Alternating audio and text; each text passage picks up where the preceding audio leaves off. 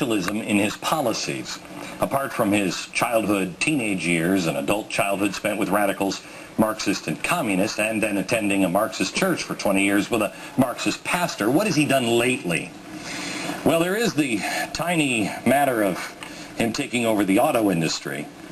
No big deal. GM has just been taken over, 61%.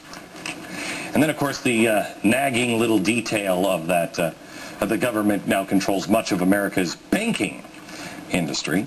We have that. And then, of course, there's AIG Insurance, the insurance giant that we also took those over. Those are fantastic. And, yes, he has taken the first step towards socialization, total government control of our health care system. I had an appointment with my doctor today, and he was thrilled about that. And, you know, controlling the entire healthcare industry. It's only 1/6. Don't worry about that. Oh, he's also seized control of the entire student loan industry. Just wipe that industry out. Far from celebrating capitalists and capitalism, he has repeatedly demonized the wealthy, dating back to his early days of his campaign. Here's how Obama responded when he was asked about raising the capital gains tax at the expense of the economy. Watch. What I've said is that I would look at raising the capital gains tax for purposes of fairness. We saw an article today which showed that the top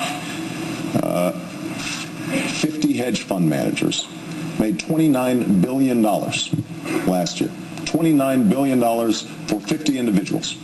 And part of what has happened is that those who are able to work the stock market and amass huge fortunes on capital gains are paying a lower tax rate than their secretaries. That's not fair. Okay. I just want you to understand, this is a question about, wait a minute, if you take and you raise capital gains tax, what that's going to do is that's going to hurt the economy. It's shown it over and over and over again. That was the question. For 50 people, he will punish the entire economy. Now, one of those evil hedge fund managers, huge progressive and fundraiser and Obama supporter, this guy, George Soros. His fund made $3.3 billion last year. You know, as you're struggling, $3.3 billion.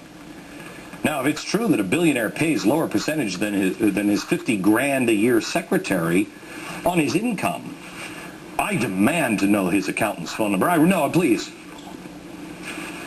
But to the larger point here, how is it fair to knowingly reduce the nation's revenues, hurt everybody, and hurt the revenues into the IRS? Doesn't that hurt the country as a whole? I mean, again, the ideology of an ardent free market believer, but more importantly, this is why it matters. Socialists or not, theories of Marx do not work. They do not build countries. They do not create jobs. They destroy. They destroy wealth. They destroy countries. And in most cases, in the end, they wind up killing thousands, if not millions of people because, what was it our car czar said, or our manufacturing czar? He kind of agrees with Mao that power comes from the end of a gun. This is why it matters. I don't care if it's a Republican or a Democrat or George Bush started it or Jimmy Carter started it. It doesn't matter. What matters is the madness ends before our country ends. Now that we've discussed his radical Marxist communist parents, his communist mentor, where's his communist mentor? His Marxist professors, his Marxist pastor, along with the takeover of the auto industry, the banking industry, the healthcare system, insurance, student loans. Now we've, no doubt, come to the end of the case for why Barack Obama might be considered a socialist. Right? No. We've introduced you on this program to his new spiritual advisor. You gotta love this guy. New spiritual advisor is Jim Wallis. Jim Wallis, who, like his last spiritual advisor, Jeremiah Wright, is a Marxist. Now, he's not going to call himself a Marxist anymore. No. He's very, very clever.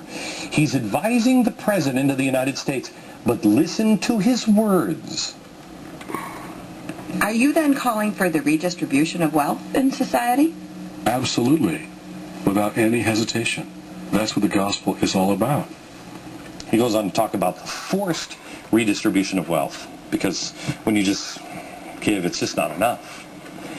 The left will continue to claim that all I'm doing is spewing hateful rhetoric. I don't care.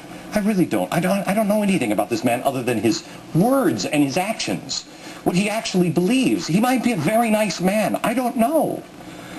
All I'm trying to do is show you these people in their own words, not my words, in their own words. And then you decide, does it matter? Back in a minute.